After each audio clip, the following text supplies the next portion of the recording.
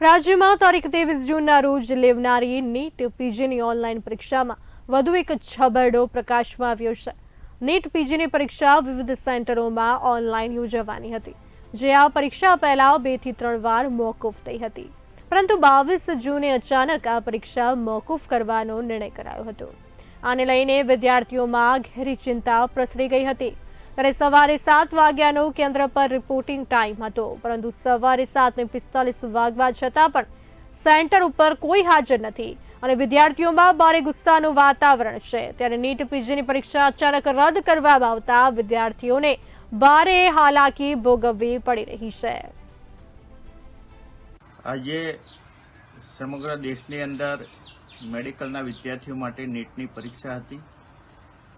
સવારે મારા પર ફોન આવ્યો, રાતે અચાનક કોઈપણ પ્રકારની જાણ કર્યા સિવાય માત્ર 12 કલાક પહેલાં આ પરીક્ષા રદ કરી દેવામાં આવી।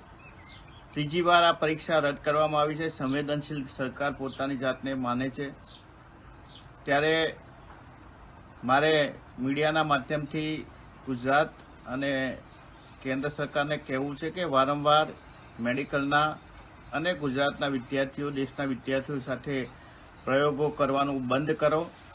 કોઈ પણ ચમરબંધીને પકડવાની વાત કરો છો। નીટની અંદર ગોટાળા થાય, જાહેર પરીક્ષાની અંદર ગોટાળા થાય અને એનો ભોગ નિર્દોષ વિદ્યાર્થીઓ બનવું પડે। રાતો સુધી, દિવસો સુધી, મહિનાઓ સુધી વિદ્યાર્થીઓ મહેનત કરી અને ડૉક્ટર બનવાની, પીજીની અંદર એડમિશન લેવાની મહેનત કરી હોય, ત્યારે સરકારના આવા નિર્ણયથી આવા વિદ્યાર્થીઓને વાલીઓ પર શું વીતવું જોઈએ એ જેને બાળકો હોય એને જ ખબર પડે। એટલે મીડિયાના માધ્યમથી નરેન્દ્ર મોદી અને ભૂપેન્દ્રભાઈ પટેલને વિનંતી કરું છું કે આવા પ્રયોગો બંધ કરવા જોઈએ।